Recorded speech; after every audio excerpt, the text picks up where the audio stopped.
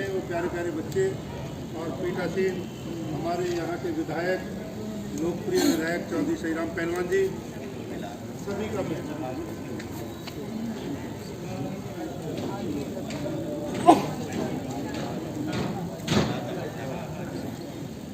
Sorry, मैं क्षमा चाहता हूँ। राष्ट्रीय प्रवक्ता अभिनंदन करें और हमारे विधायक चौधरी श्रीराम पहलवान जी का भी ताली बजाकर अभिनंदन करें और यहाँ बैठे सभी हमारे गणमान्यों का पुनः ताली बजाकर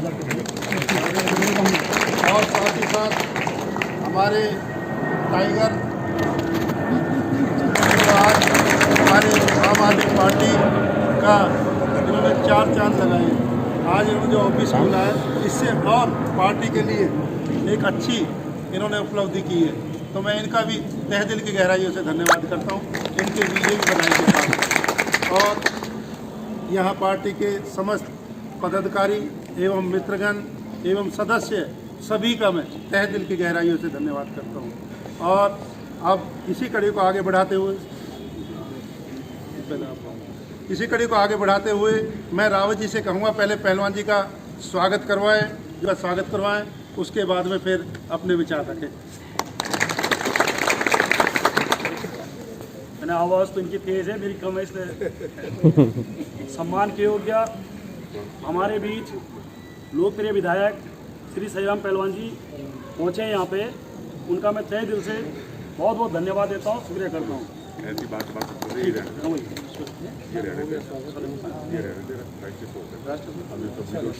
हमारे बीच राष्ट्रीय प्रवक्ता आम आदमी पार्टी के उत्तराखंड प्रकोष्ठ के प्रभारी और पूर्व पार्षद और आज पार्टी की रीढ़ की हड्डी हमारे हरीश अवस्थी जी यहाँ पर उपस्थित है, उनका भी जोरदार स्वागत है।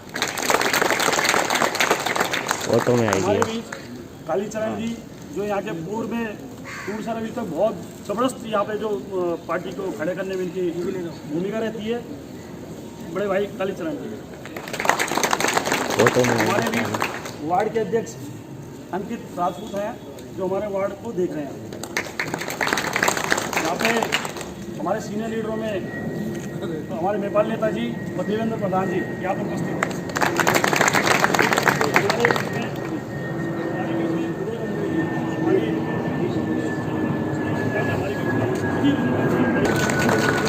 हमारे साउथ के अध्यक्ष भाई जोशी जी वो भी यहाँ पे खड़े हैं। हमारे बीच में लक्ष्मी जी हैं, दूर से आई हुई हैं, उनका भी आप लोग स्वागत करें। परमा जी हैं, उनका भी स्वागत करें। इधर हमारे आजकल आप रात दिन सफाई में देखते रहते हो जीतू भाई, उनका भी आप लोग स्वागत करें। निजाम भाई हैं, रिजवान भाई, इनका भी स्वागत करें। इनके लिए हम परसों उत्तराखंड गए, इनके चाचा वहाँ से चुनाव लड़ रहे हैं। परम भाई विधान कौन सा पद मिलेगा उनको, और यहाँ इतना बड़ा पद होने के बावजूद भी वो वहाँ पे उनको हमें समझाना पड़ा था पब्लिक को हमारे आपके बीच में। तो लगा विधानसभा दिल्ली के विधायक, लोकप्रिय विधायक आपके बीच में, तो ये सब चीज़ें समझाना, क्योंकि हमारी पार्टी के अंदर एक कल्चर ये है कि सबके सब सिंपल और काम ज़्यादा, सिंपल रहो काम ज़्यादा करो। आप देखो जब से पहलवान जी ने हमारा क्षेत्र संभाला है तब से पूरे क्षेत्र के अंदर कोई जगह ऐसी नहीं है, कोई गली ऐसी नहीं जो पक्की नहीं हुई, कोई रोड ऐसी पक्की नहीं हुई, हर जगह काम हुआ है। गंगा जल ऐसा हो गया, पहले लोग लड़ते थे कि हमारा पानी नहीं आ रहा, आज की डेट पे इसलिए लड़ते हैं कि भाई वो दूसरा वाला पानी इतना गिर रहा है, उसके लिए रोकने के लिए। तो बहुत विकास हमारे क्षेत्र के अंदर। आज 2 मिनट का मैं मौन धारण की, उसके बाद दोनों खड़े होंगे आप लोग प्लीज़, क्योंकि आज 92 साल की उम्र में हमारी इतनी बड़ी लोकप्रिय गायिका तो लता मंगेशकर जी का ध्यान हुआ। 2 मिनट के लिए ओम।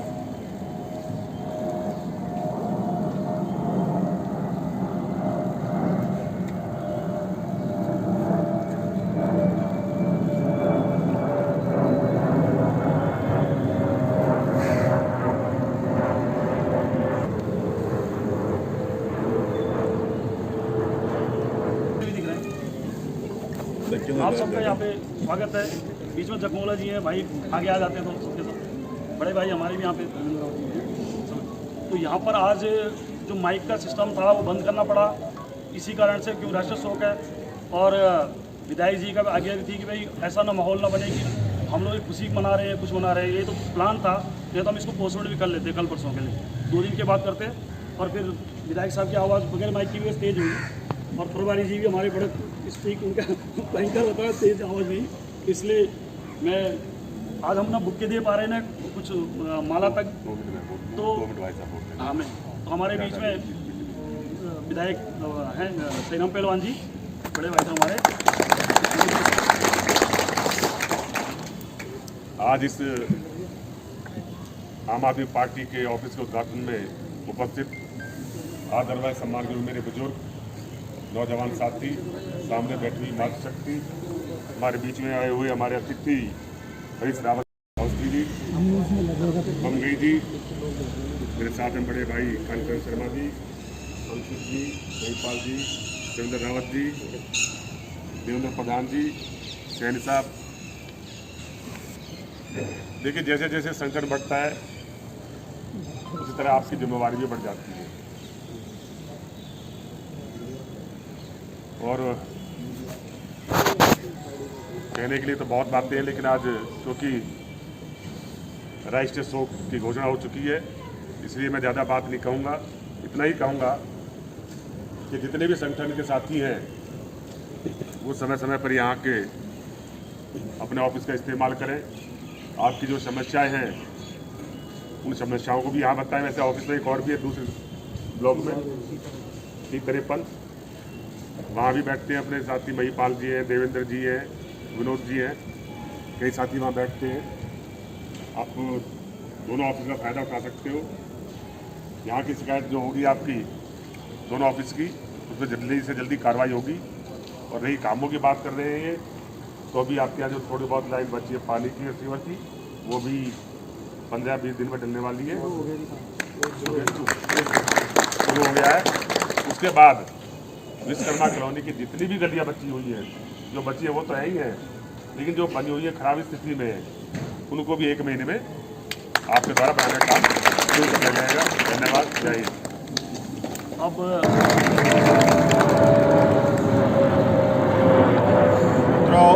आज अचानक ऐसी विडंबना हुई, भारत रत्न दादा साहेब फाल्के पुरस्कार एवं कम से कम 4 और दर्जन, अगर मैं कहूँ, अन्य पुरस्कारों से पुरस्कृत स्वर कोकिला लता दी हमारे बीच नहीं रही। 93वें साल में आज उनका देहांत हुआ है।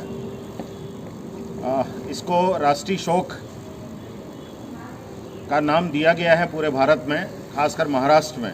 हाथ खड़े कर दिए हैं। पिछले 15 सालों से दिल्ली को बर्बाद करके रख दिया है। जगह जगह कूड़े के ढेर, नालियाँ। हम भी निगम पार्षद थे, मैं और पहलवान जी एक साथ निगम पार्षद थे। उस कालखंड में काम हुए हैं, लेकिन उसके बाद 2012 और 2017 यानी 5 साल हुआ और 5 साल 17 से 22 तक दिल्ली का बहुत बुरा हाल कर दिया गया है। और आज दिल्ली वालों ने संकल्प भी ले लिया है कि अब की बारी इनको आईना दिखाना ही है। बहुत हो गया। तो केवल जैसे कबीरदास जी कहते थे, अजान देने के लिए बहुत हैं। हम अपने घर में भी तो अजान देते ही हैं, अपने घर में भी तो पूजा करते हैं। तो मित्रों, मैं आज इस मंच के माध्यम से ज़्यादा देर न बोल करके इतना ही कहूँगा कि नगर निगम का चुनाव आपके सामने है। अगले 2 महीने के अंदर चुनाव होने जा रहा है। संकल्प लीजिए कि दिल्ली नगर निगम में भी दिल्ली सरकार की तरह ही ऐसी सरकार बने जो लोगों के लिए सोचे।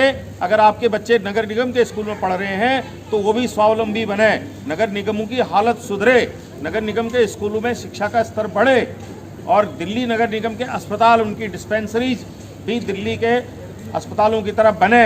सड़कों पर कूड़े के ढेर न मिलें, नालियां बिना कहे ही निगम पार्षद सफाई करवाए उनकी।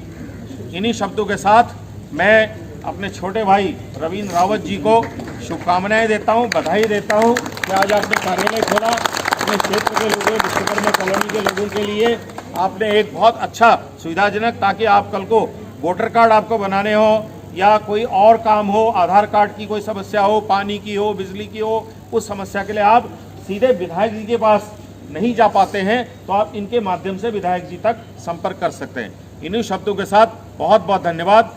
जय भारत, जय उत्तराखंड।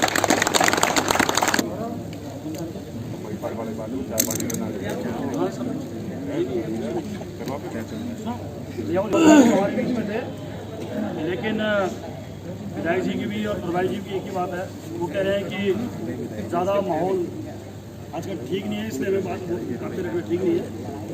तो अब चाय और पानी का लेवल भी सारा है। तो विधायक साहब सबको टाइम हमने 3 सवा 3 का थोड़ा लेट दिया था, हमने कहा कहीं आप पूरे बीच में नहीं जाता, लेकिन आज हमारे बीच हमारे विधायक साहब भी सारे प्रोग्राम छोड़ के बिल्कुल टाइम पे पहुंच गए और पब्लिक अभी आती जा रही है, सब सारा यहाँ पे पूरे वार्ड के सारे RW के अध्यक्ष सारे के हैं, सभी भी आए हुए हैं और सब चेयरमैन आए हैं, सब सारे शुरू करो तो फटाफट। नमस्कार दोस्तों, आज हम मिलवा रहे हैं तुगलकाबाद विधानसभा क्षेत्र के विश्वकर्मा कॉलोनी के RW अध्यक्ष और आप पार्टी के नेता रविंदर सिंह रावत जी से। तो रावत जी, आप बताइए कि आप पिछले कितने दिनों से समाज सेवा में हैं और राजनीति में आने का प्रयोजन आपका क्या रहा? देखो, समाज सेवा तो 2002 में मैं बदरपुर विधानसभा से चुनाव भी लड़ा था और उस क्षेत्र के अंदर बदरपुर हो, तुगलकाबाद विधानसभा हो, साउथ दिल्ली जो भी हो, पूरे के पूरे उसके अंदर हम लोग किस जमाने से समाज सेवा कर रहे हैं ये पूरी क्षेत्र की जनता जानती है। लोग चुनाव जीतने के बाद, हारने के बाद क्षेत्रों को जानते हैं। हम बगैर चुनाव के ही पूरी पब्लिक हमें ढंग से जानती है। हमारा सेवा करने का तरीका सारी पब्लिक को पता है और लगातार इतने सालों से सेवा करते जा रहे हैं। अभी यहाँ पे RW का चुनाव भी हुआ तो उस सेवा का ये था भाव, सेवा के भाव जैसे हमें अपने दूसरी बार अध्यक्ष चुने गया। ये आम आदमी पार्टी से आपका जुड़ाव कब हुआ और कौन कौन से पद पे अभी तक काम कर चुके हैं? जब से पार्टी बनी आम आदमी पार्टी, जब अरविंद केजरीवाल जी ने, हमारे जो लोकप्रिय CM हैं, उन्होंने घोषणा की कि हमें पार्टी बनानी है, तो 2013 में जब पार्टी बनी मैं उसका फाउंडर मेंबर। और अभी पार्टी के किस किस पदों पे अभी आप सुशोभित हैं? देखिए, जब सबसे पहला चुनाव हुआ था दिल्ली का, तो आदरणीय मनीष सिसोदिया जी जो हमारे शिक्षा मंत्री हैं, इन्होंने मुझे पूरी साउथ दिल्ली का पद दिया था RW अध्यक्ष का उस समय। उसके बाद पार्टी बढ़ती गई, फिर मेरे को पूरी लोकसभा का अभी उन्हें जिम्मेवारी दी, उत्तराखंड प्रकोष्ठ लोकसभा अध्यक्ष की। और यहाँ पे मैं, जहाँ पे हम ये पुल पलातुर वार्ड 94S जहाँ पे हम बैठे हैं, यहाँ का विश्वकर्मा कॉलोनी का मैं प्रधान भी हूँ। और चुनाव हुआ पब्लिक के बीच से, पब्लिक ने चुना, तब से हम सेवा में लगे हुए हैं। तो अब MCD के चुनाव होने वाला है, तो क्या आप अपनी आम आदमी पार्टी की ओर से दावेदारी प्रस्तुत करेंगे? बिल्कुल। तो इस क्षेत्र की क्या क्या समस्याएं हैं और आपको उसके निदान के लिए क्या योजनाएं हैं? देखिए, समस्याएं तो इतनी हैं कि उन समस्याओं को सुलझाने में पहले तो इनका सिस्टम सुधारने में टाइम लगेगा। इनका पहले सिस्टम सुधर जाएगा तो उसके बाद बहुत काम अपने आप होंगे। आप कहना चाहते हैं कि MCD में भ्रष्टाचार व्याप्त है, उसको आप दुरुस्त करने के लिए? व्याप्त नहीं, महाव्याप्त है। MCD क्या है आज की डेट में? उसका फुल फॉर्म ही अलग है। महा करप्ट डिपार्टमेंट हो गया। इनका सिस्टम सुधारना बहुत ज़रूरी हो गया। तो आपके इस क्षेत्र में मुख्य क्या योजनाएं हैं जो आप, अगर निगम पार्षद बनते हैं या जनता चुनती है, पार्टी टिकट देती है, जनता चुनती है, तो आप इस क्षेत्र में क्या क्या प्राथमिकताएं हैं जिसको आप पहले करेंगे? देखो, मैं पढ़ा लिखा हूँ, हमें किस तरीके से क्षेत्र की जो भी समस्या है, चाहे यहाँ पे गलियों की समस्या है, MCD का काम ही क्या है? गलियों को साफ करना, गलियों को ठीक रखना, लोगों के रिस्पेक्ट करना, उनके काम उनके घर पे जाके करके आना। ये नहीं कि उनको दौड़ाओ जीतने के बाद। हमारा काम ही रहेगा। लगता है इस क्षेत्र में अभी जो 2022 में चुनाव की है, पूरी उम्मीद है कि निगम के चुनाव होंगे, तो क्या लगता है कि कौन सी पार्टी का प्रत्याशी आएगा? 100% आम आदमी पार्टी का आएगा। BJP जो है आज की डेट में बिल्कुल कोई उसका वर्चस्व रहा ही नहीं, उसके अपने कार्यशैली की वजह से। एक अंतिम सवाल मैं ये पूछ लूँ अपनी तरफ से, फिर बाकी के पत्रकार पूछ लेंगे।